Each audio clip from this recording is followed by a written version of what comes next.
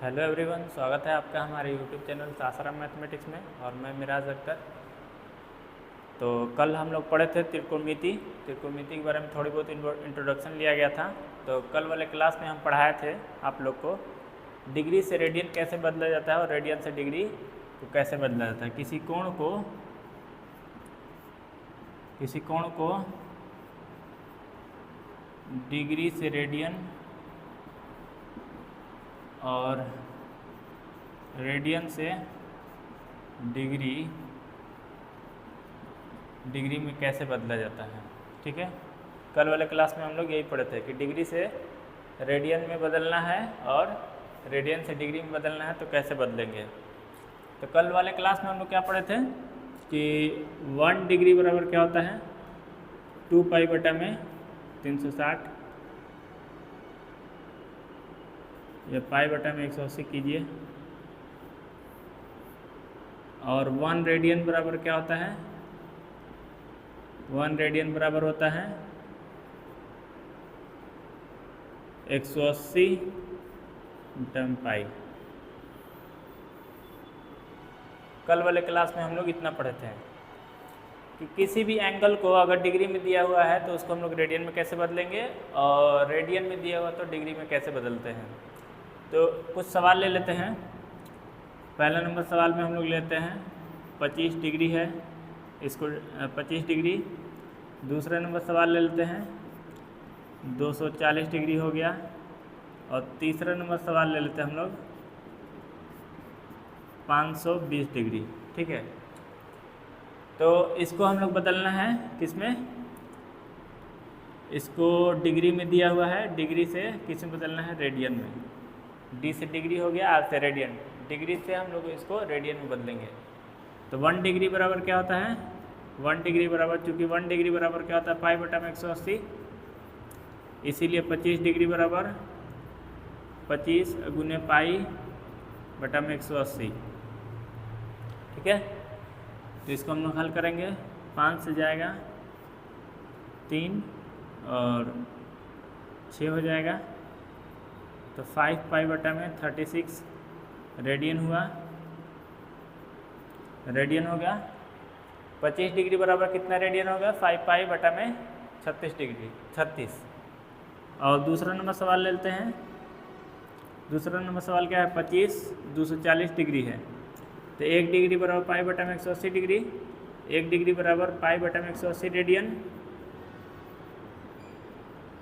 1 degree बराबर कितना होता है पाई बटा में 180 रेडियन। तो 240 डिग्री है, तो 240 डिग्री बराबर हो जाएगा 240 गुने पाई बटा में 180। ये जाएगा 60 से 4 मंथ में, ये जाएगा 3 मंथ में, तो 4 पाई बटा में 3 क्या रेडियन होगा। क्या होगा रेडियन। अब नेक्स्ट है हम लोग का 520 डिग्री। तो 520 डिग्री है, इसको हम लोग बदलना है रेडियन में। तो 520 डिग्री 520 गुने पाई बटा में 180, ये 0 से 0 कैंसिल आउट हो जाएगा और 2 से जाएगा 26 9, तो 26 पाई बटा में 9 रेडियन। ठीक है ना। तो किसी भी एंगल को हम लोग अगर डिग्री में दिया हुआ है तो रेडियन में कैसे बदल देंगे, इस तरह से हम लोग गुना करेंगे, जो दिया है उसको इसमें गुना करेंगे, इसमें गुना करेंगे, तो हल करेंगे तो हम लोग को पता चल जाएगा कि डिग्री में उसका रेडियन में उसका वैल्यू कितना होगा। ठीक है ना। तो समझ में आ गया होगा कि डिग्री से हम कोई भी एंगल को रेडियन में कैसे बदलेंगे। नेक्स्ट सवाल है हम लोग का कि रेडियन से डिग्री में बदलना है। ठीक है ना, रेडियन से हम लोग क्या करना है डिग्री में बदलना है। हाँ जी, नेक्स्ट सवाल है हम लोग का रेडियन से डिग्री में बदलना है, तो कैसे बदलेंगे। सबसे पहले यहाँ पर हम लोग को कुछ सवाल दिया हुआ है, 1 2 सवाल है हम लोग के पास। इसको हम लोग क्या बदलना है, किस में बदलना है डिग्री में बदलना है। तो डिग्री में बदलने के लिए सबसे पहले कौन सा इस्तेमाल करेंगे, ये वाला फॉर्मूला इस्तेमाल करेंगे हम लोग। 1 रेडियन बराबर कितना होता है 180 बटा में पाई। ठीक है ना। तो यहाँ पर कितना दिया हुआ रेडियन, ये रेडियन में है, इसको हम लोग किस में बदलना है डिग्री में। ये भी रेडियन में है, इसको हम लोग को किस में बदलना है डिग्री में बदलना है। तो डिग्री में बदलने के लिए सबसे पहले क्या करेंगे, इसको हम लोग पहले, चूँकि 1 रेडियन बराबर क्या होता है, 1 रेडियन बराबर होता है 180/पाई, इसीलिए 5π/3 radian equal to 5π/3 radian equal to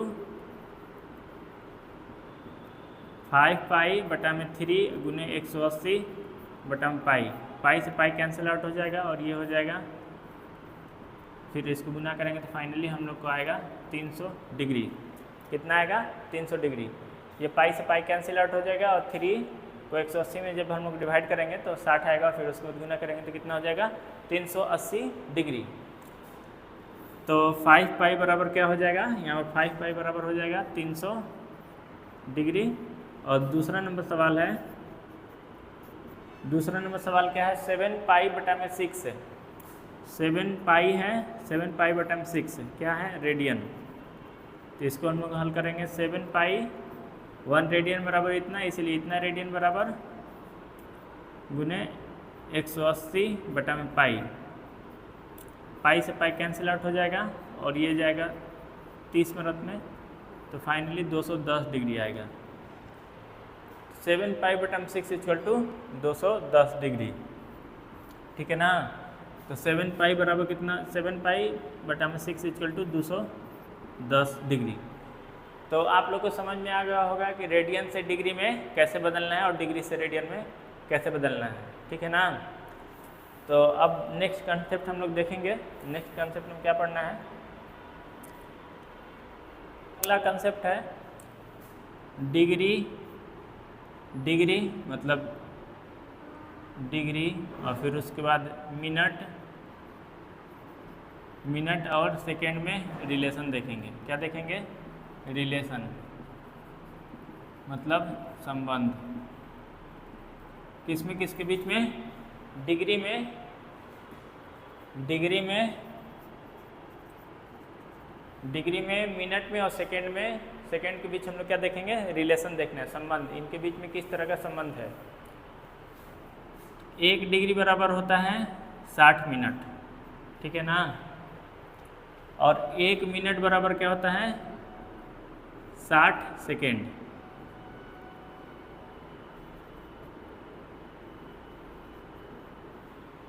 एक डिग्री बराबर कितना होता है, 60 मिनट, और 1 मिनट बराबर 60 सेकेंड होता है। क्या होता है, 60 सेकेंड। तो फिर उसके बाद अब देखिए, इससे कुछ सवाल कर देते हैं हम लोग कि हाँ, एक और चीज़, ये 1 सिंगल डैश जो होता है इसको 10, इसका मतलब होता है 1 मिनट,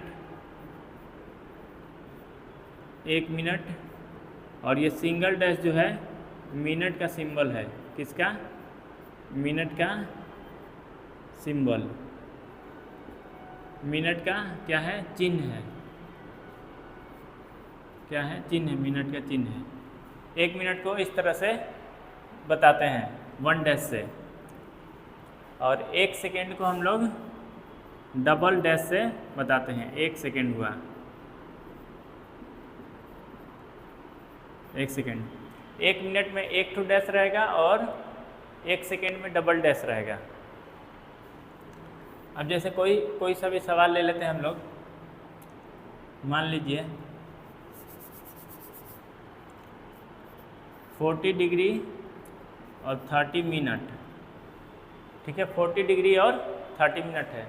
तो इसको हम लोग मान लीजिए इसको रेडियन में बदलना है, रेडियन में बदलना है। क्या बदलना है, किसमें, रेडियन में। सबसे पहले ये 30 मिनट है, तो 1 मिनट में कितना होता है, 1 सेकेंड में, 1 डिग्री में 60 मिनट, इसीलिए 1 मिनट में कितना होगा, 1 मिनट में 1/60 डिग्री। 1 मिनट में कितना, 1 मिनट बराबर 1/60 डिग्री होगा। कितना होगा, 1 मिनट में 1/60 डिग्री होगा। तो यहाँ पर कितना है, 30 मिनट है, 30 गुने 1/60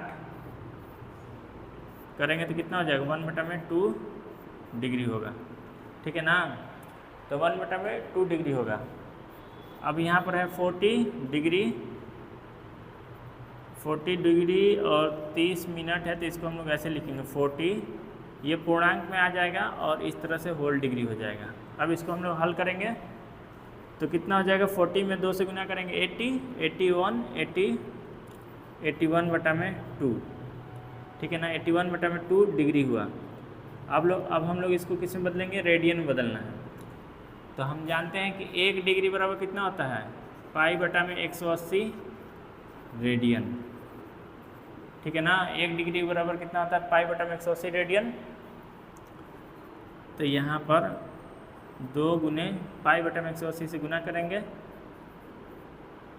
अब इसको हम लोग हल करेंगे,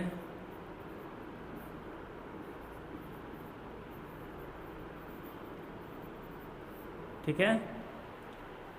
तो इस तरह से अगर सवाल आएगा तो सबसे पहले हम लोग क्या है, मिनट को किस में बदलेंगे, डिग्री में बदलेंगे, और फिर उसके बाद डिग्री को अगर रेडियन में बदलना होगा तो फिर उसको π/180 से गुना करेंगे, तो फिर वो किस में कन्वर्ट हो जाएगा, रेडियन में बदल जाएगा, ठीक है ना।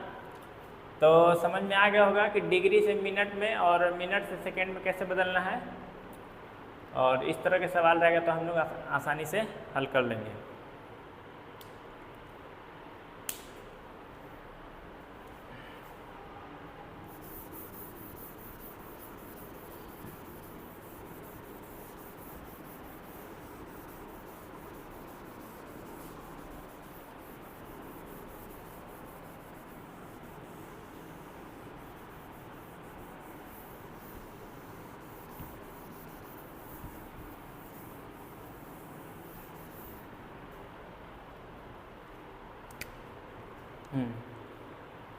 तो नेक्स्ट हम लोग का है अगला, आगे हम लोग को पढ़ना है कि चाप की लंबाई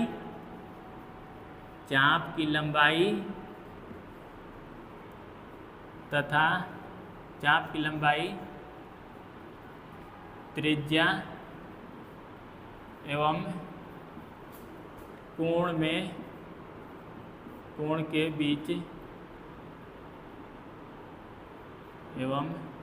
कोण के बीच संबंध पढ़ना है। रिलेशन रेडियस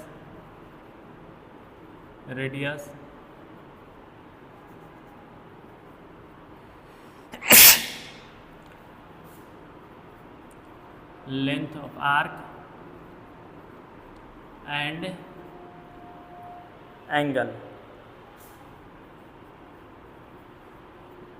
ठीक है ना। रेडियस, लेंथ ऑफ आर्क और एंगल के बीच में संबंध हम लोग पढ़ेंगे।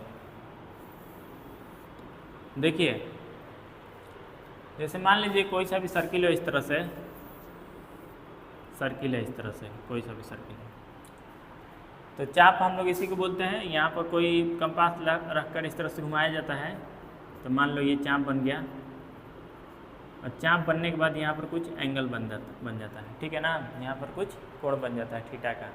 ये क्या है, चाप। ये क्या है, चाप। चाप की लंबाई कितना है, length of arc equal to L है। तो लेंथ ऑफ आर्क